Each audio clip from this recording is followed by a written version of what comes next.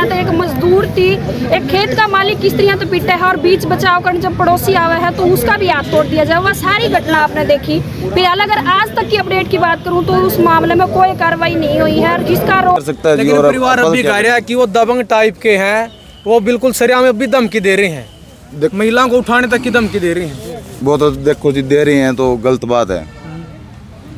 धमकी देने से ना तो कोई डरने वाला आज की टाइम में, कोई है डरने वाला। ये परिवार बिल्कुल डरे हुए हैं जी, कस्सी की सारे हम उनके साथ हैं, परिवार के साथ हैं। स्टार्टिंग से लेकर आज तक ये परिवार से बात करो आप, स्टार्टिंग से लेकर आज तक साथ हैं जी, साथ हैं, तभी यहीं खड़े हैं, हमारे साथ ही रहते हैं। हाँ जी। इस घटना को किस तरह देखो आप, जो ये घटना हुई है बहुत निंदनीय है जी घटना। तो किस तरह कार्रवाई चाहो आप इस मामला में? कार्रवाई तो जो प्रशासन करेगा जी वो कार्रवाई होगी।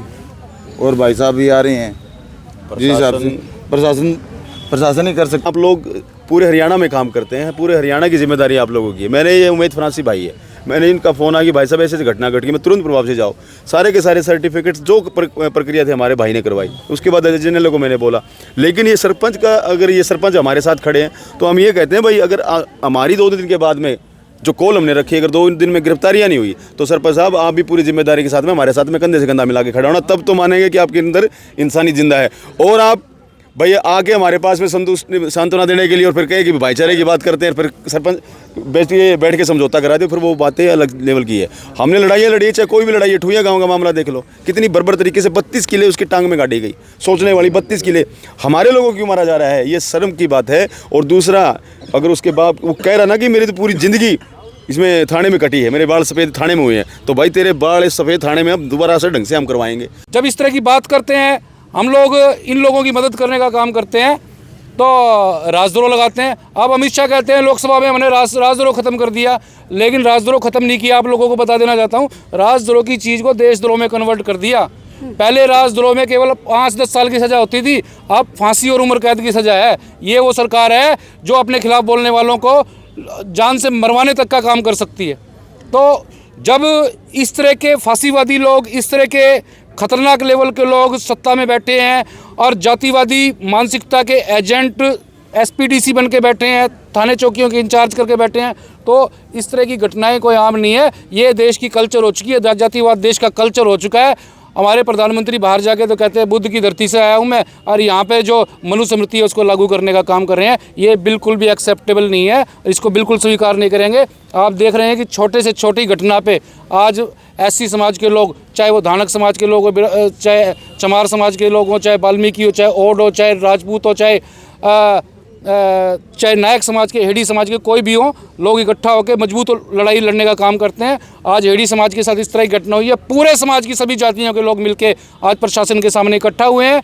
हम लोगों ने एसपी ऑफिस के सामने धरना दिया, प्रदर्शन किया, एसपी को बुलाना पड़ा। एसपी ने तुरंत प्रभाव से इस मामले की इन्वेस्टिगेशन को ट्रांसफ़र किया, एक अन्य डीएसपी को जांच ट्रांसफ़र की गई है और उस डीएसपी को भी हमने कहा है कि 2 दिन के अंदर गिरफ्तारी नहीं होंगी तो इस मामले में हम 29 तारीख को एक बड़ी कॉल देंगे, हज़ारों की संख्या में लोग इकट्ठा करेंगे और पूरा फतेहाबाद तमाशा देखेगा। लॉ एंड ऑर्डर का रोना, फिर आप मत रोना बाद में। ठुइया अगर मामले की मैं बात करूँ, जहाँ मर्डर का भी जिक्र होया था, तो उस मामले में कहाँ तक कार्रवाई पहुँची है? ठुइया वाले मामले में जिस टाइम हम लोग पहले दिन धरने पे बैठे थे, उस टाइम पुलिस की गिरफ्त में कोई आरोपी नहीं था। जिस दिन हम धरने पे बैठे, हम 3 दिन तक हमारे सारे साथी धरने पे बैठे, उसके बाद पुलिस को तुरंत 5 लोगों को गिरफ्तार करना पड़ा और उसके बाद हम लोगों ने प्रदर्शन किए, जुलूस निकाले, मुख्यमंत्री के, डीजीपी दुष्यंत चौटाला सबके पुतले फूके और उसके बाद एसपी को हम लोगों को बुलाना पड़ा और एसपी ने आश्वासन दिया कि 3 लोग जो हैं वो इस मामले में फ़रार हैं और जल्दी ही उनको राउंड अप करके उनको शामिल तफ्तीश किया जाएगा और वो लोग अभी तक नहीं पकड़े गए हैं, बाकी 3।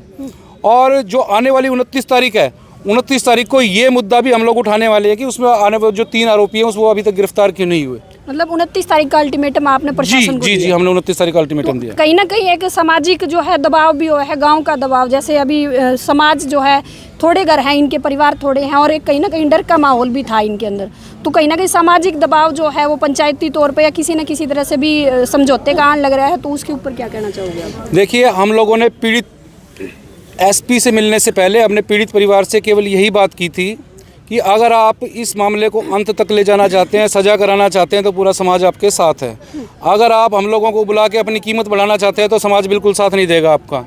पीड़ित परिजनों ने खड़ा होकर हम लोगों को संतुष्ट किया, चाहे हमको गांव से निकालने की धमकी दे, चाहे हमको पैसों का लालच दे, चाहे हमको जान से मारने की धमकी दें, चाहे हमारा सामाजिक बहिष्कार करें, हम इस मामले में समझौता नहीं करेंगे। और सारी की सारी हमारा पेटा भरने के बाद हम लोगों ने इनिशिएटिव लिया, इसमें कार्रवाई करने का निर्णय लिया। एसपी से मिले, डीएसपी से मिले, और इसके बावजूद भी अगर ये डूबेंगे तो भी डूबेंगे। अब फिर समाज को फिर उससे डूबने से कोई नहीं रोक सकता।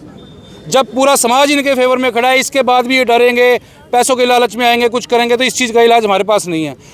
क्योंकि मैंने इनको कहा है कि आप लोग अगर समझौता कर लेते हो तो आप लोग तो गाँव में बेशक गुलाम बन के जी लोगे, हमारी पुलिस दुश्मन बनती है, वो आरोपी समाज हमारा दुश्मन बनता है, और हम लोगों को मारने के लिए लोग साजिशें रचते हैं। तुम्हारे चक्कर में हम लोगों सारी की सारी जो so called upper caste society है वो हम लोगों की दुश्मन बनी हुई है। और ये हालांकि ये लोगों ने आश्वासन दिया है कि ऐसा नहीं करेंगे, और हम लोगों को भी इन पर विश्वास है।